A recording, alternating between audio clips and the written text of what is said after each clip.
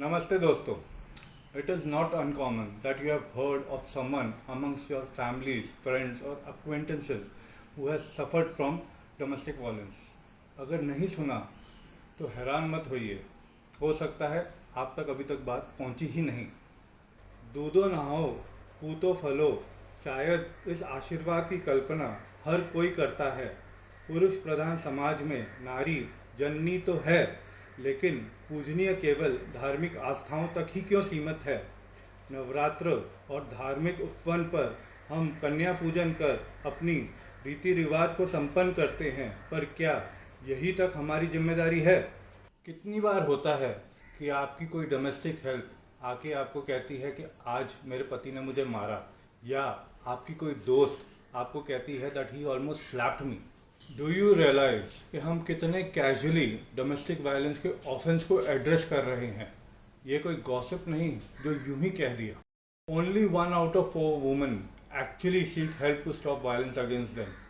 2 out of 3 women have never spoken about it. Help लेना तो दूर की बात है। और तो और 54% महिलाओं और 51% पुरुषों को लगता है it is okay for husband to beat his wife. It is a crime, a serious offense that needs to be addressed. ये जो आंकड़े अभी सुने आपने, ये तो लॉकडाउन से पहले के थे। जब से ये लॉकडाउन शुरू हुआ है, while most of us have been trying to be productive, gaining new skills, enhancing our lifestyle, spending quality time with our families, there have been individuals who have dreaded this lockdown period. Data provided by the National Commission of Women suggested a 100% increase in domestic violence cases. According to the experts, this could just be the tip of the iceberg. अगर आपको लगता है कि domestic violence सिर्फ husbands ही करते हैं, तो Deccan Herald का ये आर्टिकल पढ़िए, आपका वहम दूर हो जाएगा। एक महिला अपने पति के अत्याचार से बचने के लिए लॉकडाउन से पहले ही अपने माँ के घर चली गई, पर अफसोस जैसे जैसे लॉकडाउन की अवधि बढ़ी, उस परिवार में पैसे की तंगी भी बढ़ी। उस महिला के अपने ही भाई के ऊपर वो बोझ बन गई, और फिर एक दिन ऐसा आया कि वो महिला के भाई ने उसे बहुत पीटा।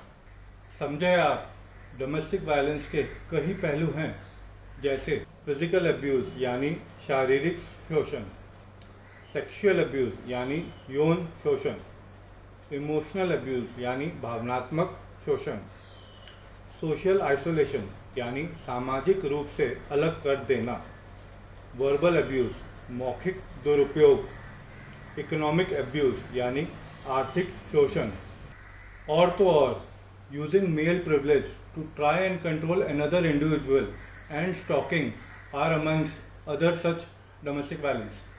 Domestic violence as a crime has become so embedded in a system that we don't even realize how seamlessly it has become a part of our routine.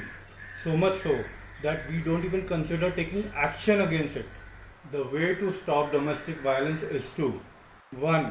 Spread awareness about domestic violence and the laws that safeguard you from it. 2. Acceptance that someone close to you can commit the crime or be a victim of domestic violence. 3. Take action against the criminal. ये समाज को समझना होगा, दाग उस पर लगाइए जिसने किया है, उस पर नहीं जिसने सहा है। वैदिक संस्कृति में नारी सर्वोपरि है। वेदों के अनुसार वो यहाँ तक कहते हैं कि अगर किसी को उस देश की सभ्यता और संस्कृति जाननी है, तो वह सिर्फ ये देख ले कि वो देश अपनी नारी के साथ किस तरीके का व्यवहार करता है। नारी संस्कृति का प्रतीक है।